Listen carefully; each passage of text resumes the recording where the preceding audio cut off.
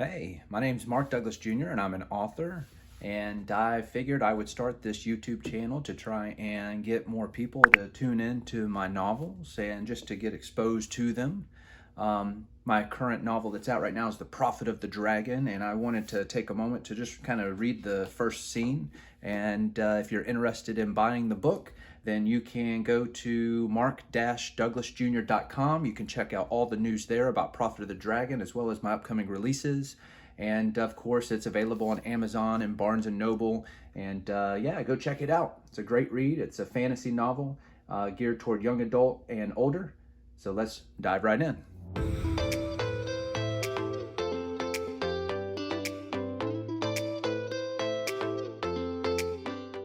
All right, well, before we start, let's check out the book jacket blurb.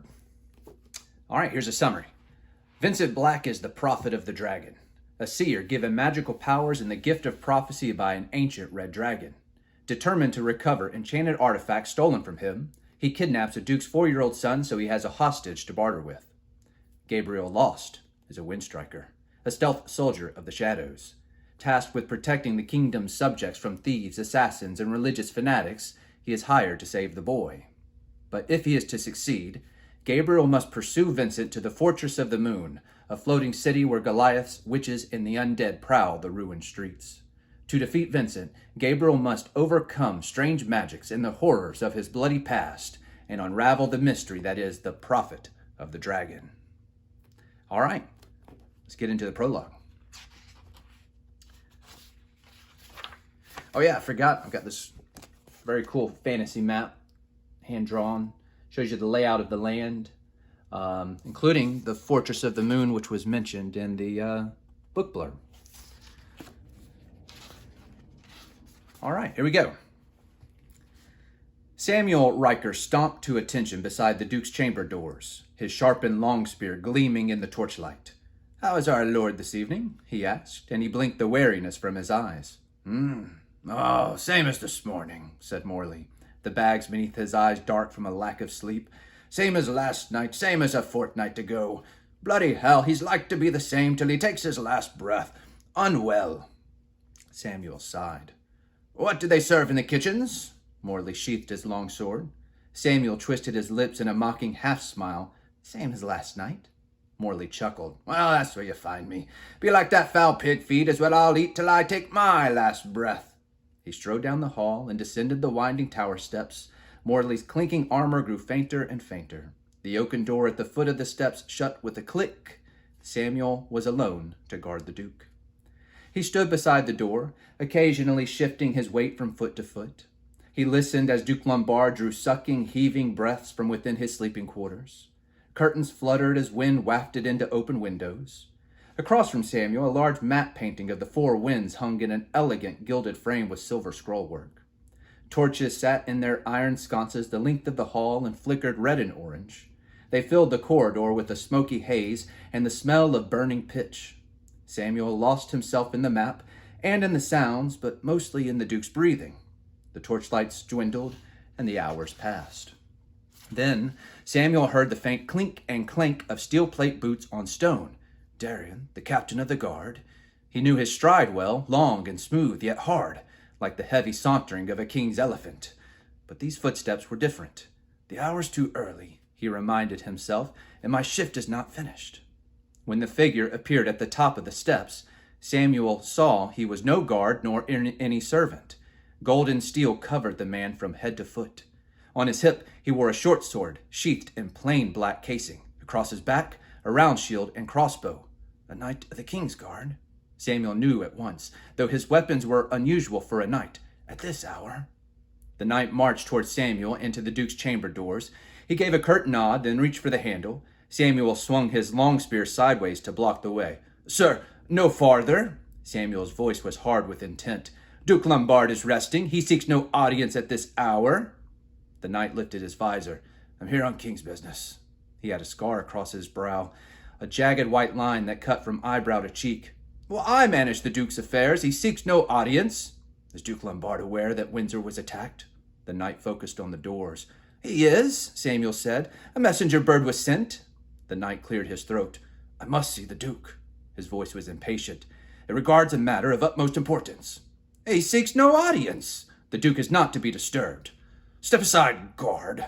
The knight moved a hand to his short sword and thumbed an empty notch along its hilt where a gem had once been. Or I shall take that spear and... Samuel. A frail and hoarse command came from within Duke Lombard's chambers. Let the knight pass. I'll take his audience. Samuel Riker jerked his long spear upright and slapped its butt against the stones at his feet. He opened the door, then stepped aside. A grin stretched across the knight's face as he strode past and into the room. Samuel turned to follow. Samuel. Duke Lombard was abed, with feather pillows fluffed behind his back so he could sit up. Wait without, if you will. My lord, said Samuel, I'd rather stay. He locked eyes with the knight. Duke Lombard waved a hand in the air. He's a knight of the King's Guard. Fear not for my safety. Yes, my lord. Before taking his leave, Samuel scanned the room. A chill breeze stirred the drapes framing the balcony window. The fireplace crackled with the embers of a dying flame. Shadows stirred in the corners, but Samuel knew there was no other entrance but the one he guarded. Shut the door behind you. Yes, my lord. The chamber doors clicked shut. Samuel took his place, resumed his guard.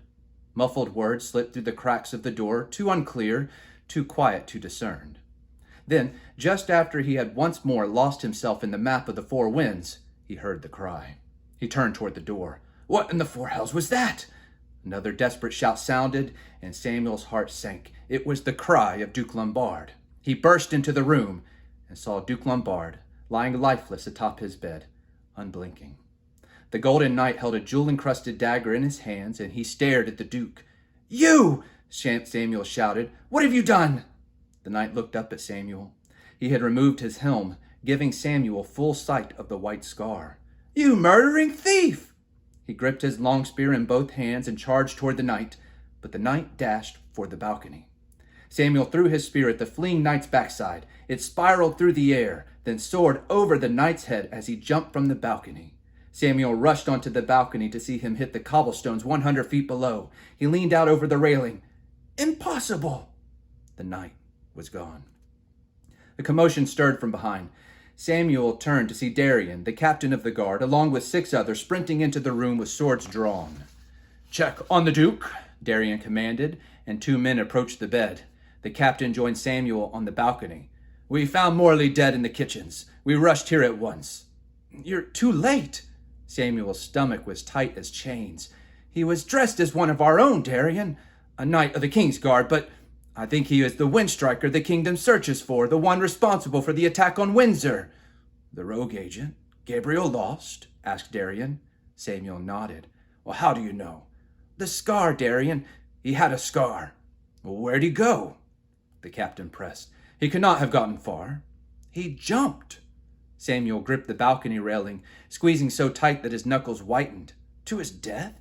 Samuel motioned to the empty courtyard. Well, that's impossible. Darian looked out over the railing and squinted. By the gods. The 2 men who checked on the Duke came out to the balcony. Well, asked Darian. They shook their heads. Darian sighed. Wake the castle, he ordered. Send word to King and Parliament. He turned to Samuel and removed a pair of iron shackles from his waist. And arrest this liar.